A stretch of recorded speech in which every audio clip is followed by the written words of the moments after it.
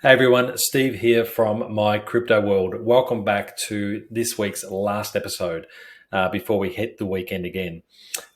Three news articles to go through today that will give you some insight into what's happening in the crypto space. As always, if you like the content, please hit like and subscribe if you want to be kept up to date with the news articles relating to the crypto space and everything around it.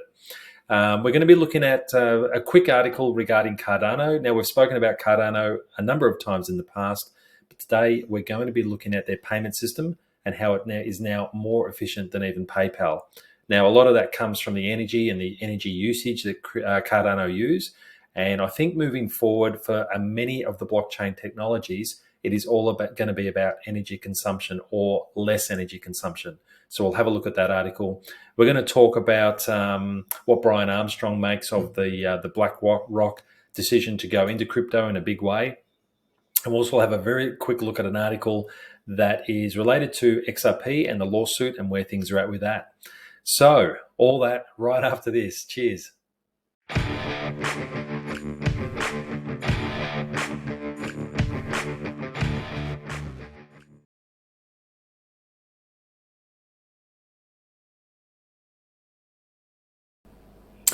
Okay, so let's get into today's news articles and cover this off. Now, as always, if you've got questions, please put them in the comments section below. If you like this channel, you want to subscribe to it, great. If you don't like the content, just let me know what you want us to cover, and we'll try and get that to happen for the next coming videos that I do. Okay, so the first one, Cardano outperforms PayPal and Netflix with lower energy consumption details. So pretty important at the moment when we're all talking about energy consumption. My apologies for the fan that's going on, keeps kicking on at the moment in these videos. I'm going to have to do something about it because I've got a theta node that I run, and every time it does processing, the fan kicks off. So I think I'll have to move to a different system for recording in the future. Anyway, so energy consumption is a very big topic at the moment with blockchain technology because ultimately, as you know, when you're mining Bitcoin, and it uses a hell of a lot of energy to mine the Bitcoin. Now, it's a small amount of energy in comparison to what we do around the world globally, but still trying to keep our energy consumption less is highly important for many crypto projects. And this is what's going to drive adoption as well. There are a lot of people, more than half the planet now are aware that we're probably burning too much than we should as far as energy goes. And anything we can do to minimize that makes the world better, makes it cleaner, and obviously costs less for the consumers and costs less for the corporations. So energy consumption is a big, big deal.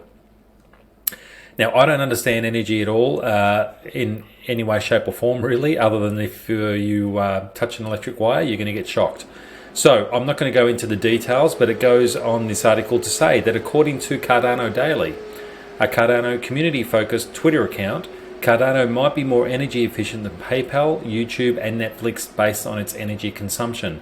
A thread of tweets highlights that Cardano is also less energy intensive than gold mining or Bitcoin proof of work, given that its estimated yearly consumption of, I'm going to say collectively, 2.7 gigawatts. Based on the data from Cardano Explorer, Cardano runs on 3,198 pools, which puts its estimated yearly consumption at 3.103 gigawatts or 0.0031 T-watts. I don't know it might be a daily watt, I'm not too sure. On the other hand, the estimated Bitcoin yearly consumption is at 214,944 gigawatts. So just if you know nothing about energy, just put these two figures in comparison. 3.1 gigawatts or 214,944 gigawatts. Which one would you prefer to use for a payment system? You're absolutely going to go for the lower one. So Cardano is absolutely kicking ass.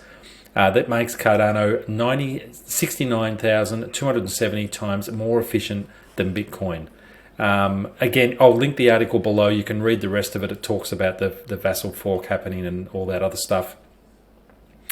You can even go onto Twitter and follow Cardano Daily on Twitter, and it actually shows you. I wonder if I can just click on that now.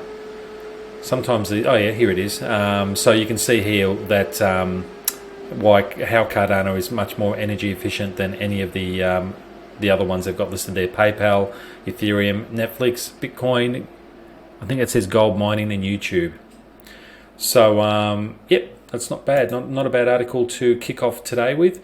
Now the next one is we've covered it from time to time on the channel. I know I've got a lot of private investors in my group that are holders of XRP, and we're all waiting, and it doesn't matter how many news articles come out about it, it still gives us no clarity about what the solution's going to be. But this article came out about a week ago. Crypto attorney predicts a tidal wave of evidence in the Ripple and XRP suit when the summary judgment motions go public. So there is a lot of stuff that the public aren't aware of at the moment, what's going on, why the SEC are doing what they're doing, and that will be made public as this court case continues.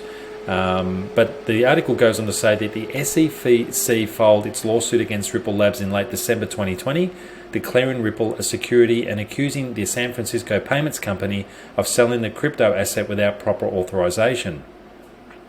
Deaton represents 67,000 XRP holders in the lawsuit after US District Judge Anissa Torres granted the crypto investors, I'm going to screw this up, but it says Amici Curesi, I think Cure. Not too sure what that word means, but it basically means you're a friend of the court. Deaton says once the summary judgment motions are out, followers of the case will likely enter evidence that they have not previously seen or heard. When the summary judgment motions are public, we'll see evidence we are currently unaware of, including testimony from Brad Garlinghouse, Chris Larson, David Swartz, and former Ripple employees. It includes testimony from Hinman and other SEC officials. So the evidence is what the bulk of the general public is waiting on. What the hell is happening? Why is this even going to court? Anyway, I could go on for hours about it, but I'll try not to. With meme stocks attracting leagues of first-time investors and the crash in the SPAC's special purpose acquisition companies, you would think Glenn Gensler from the SEC has too much on his plate to be messing with cryptocurrencies that have traded for over a decade. Yet he calls crypto the Wild West of investing because digital assets are known to finance illegal activity. But the vast majority of money laundering takes place using the greenback, so the American dollar.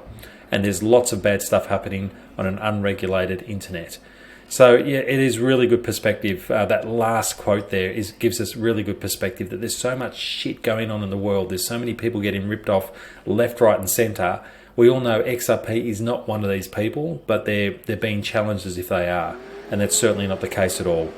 So we'll see where that goes. Now, finally, the last article for the week, Coinbase CEO Brian Armstrong makes a big crypto prediction as BlackRock and Meta enter the space. Now, last week we covered off an article that stated that BlackRock itself would start investing its clients' funds directly into cryptocurrencies, and we also spoke about the fact that if BlackRock did that and only put 5% of its crypto assets into the crypto space, it would absolutely blow out the total market cap that we're currently at the moment, just because of its sheer volume. So positive stuff. In a new interview with CBNC's Crypto World, Coinbase CEO Brian Armstrong tells host Kate Rooney that he believes big tech companies like BlackRock and Meta will all participate in the next phase of the crypto-powered internet. She goes on to state, "We want every company in the world to integrate into crypto, just like saying we want every company to have an internet presence or use the internet in some way. Even if they're not an internet company, they're going to have a homepage or maybe get new customers through the internet or accept payments. Crypto is the same way. I think big tech is going to have a role to play here. We're seeing companies like BlackRock, the largest asset money manager out there, has now integrated with Coinbase. Meta was another great example. It's showing me that we can really win, not only on a large retail customer segment, but we can also win deals with the largest companies in the world as Coinbase. That bodies really well for our future." When it comes to the crypto winter, which is kind of what we're going through at the moment, although I would say it's not really a winter, it's just a pause, a breath than anything else. When it comes to the crypto winter that has hindered the industry since late last year, the tech entrepreneur hopes to see a turnaround sometime before the middle of 2023. I think we'll see it before then, but again, we'll wait and see. Obviously, we're in a bit of a down cycle, but it's not unusual for us. We've been through 4 cycles like this as a company, and we're only 10 years old. I think one of the reasons Coinbase has been so successful over the last 10 years is we try not to get focused on short-term ups and downs. We just zoom out and think about 5 years, 10 years from now, are more people going to be using crypto? Absolutely they're going to be. Probably, it says. The internet is going to be more widely distributed. Probably there is going to be more e-commerce and more digital payments. There are tailwinds that are long-term trends that if we don't get too distracted and keep building great products, we're going to do just fine over the next 5 or 10 years. The CEO also concludes by saying he's encouraged by how expanding staking is improving the crypto space, especially projects like Ethereum, Polygon, Optimism, and Solana. So, again, I hate repeating myself on this channel, but I do it a lot, and I apologize for that. But the truth is, again, we're so early in this space that adoption is taking off, and as you would have seen from my last videos with MasterCard and Visa payment systems coming on board, big crypto adopters into the world globally are happening, and you've got big names like BlackRock entering the space as well. It's only a matter of time before we see this market move massively in an upward direction. And again, it's not financial advice. I don't operate as a financial planner. It's just my own personal opinion on all of these matters. Well, that's it for the week. We're going to come back to you next Saturday with where we're at with the market trends at the moment and what the cycles are looking like. If you've got any comments, please leave them below, and take care of yourself. Have an amazing weekend, and we will chat to you very soon. Cheers.